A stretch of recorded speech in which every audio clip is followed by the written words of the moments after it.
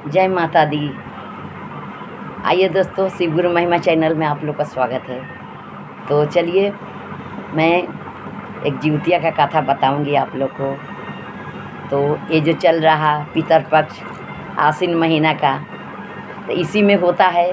सप्तमी को नहा खाते हैं और अष्टमी को व्रत रहते हैं दिन भर रात भर का।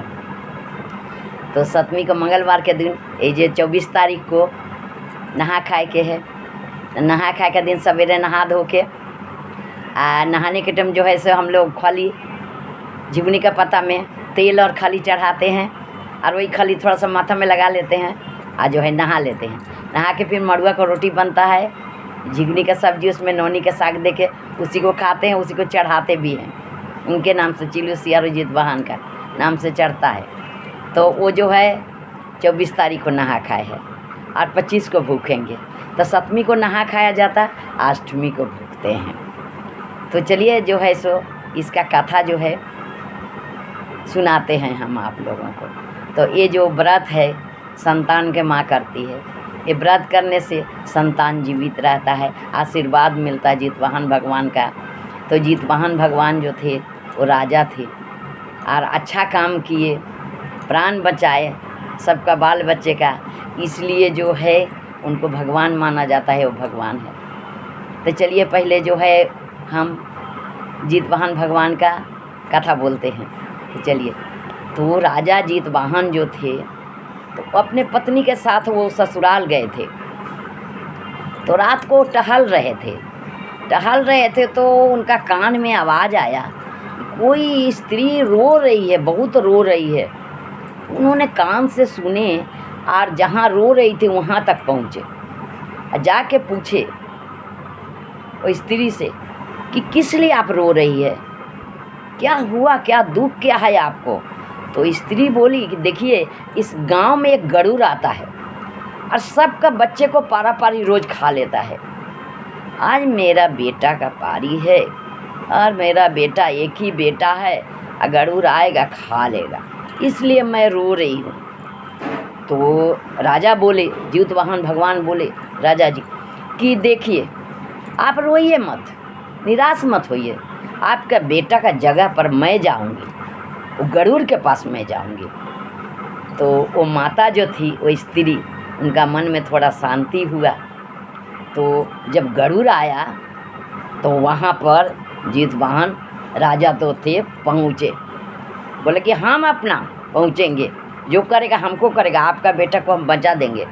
तो जब पहुँचे तो उनका जो है उनके ऊपर टूट पड़ा, उनका बायां अंग जो है पूरा मांस खा लिया। जब बायां अंग का मांस खा लिया तब उन्होंने दाहिना अंग बढ़ा दिए।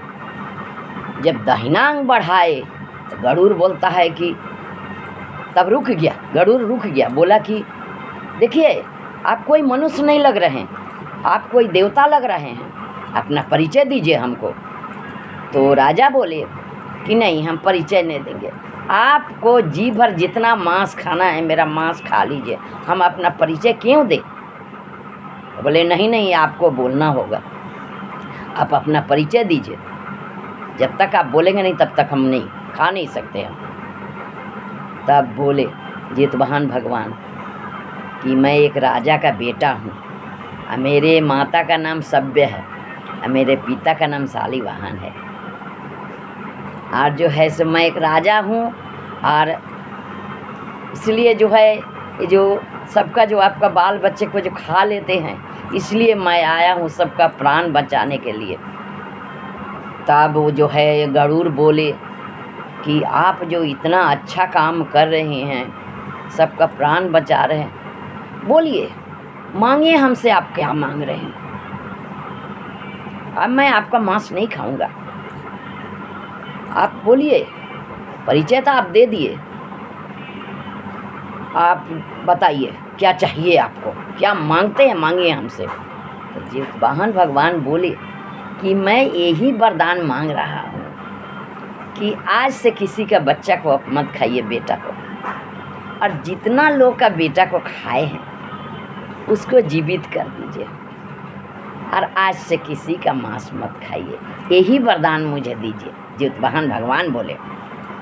तो राजी हुए, गरुड़ राजी हुए, ठीक है आज से मैं किसी का बेटा को खाऊंगा नहीं, आज जितना लोग को मैं खाया हूँ सबको जीवित करूँगा।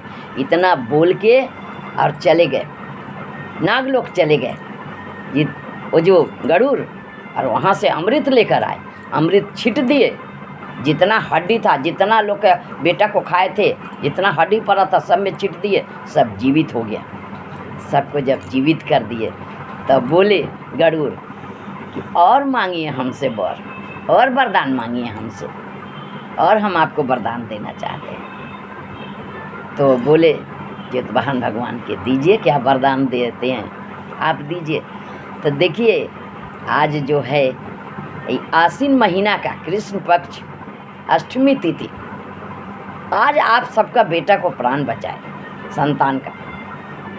आज के दिन आपका पूजा होगा, आपका नाम से कथा होगा, पूजा होगा।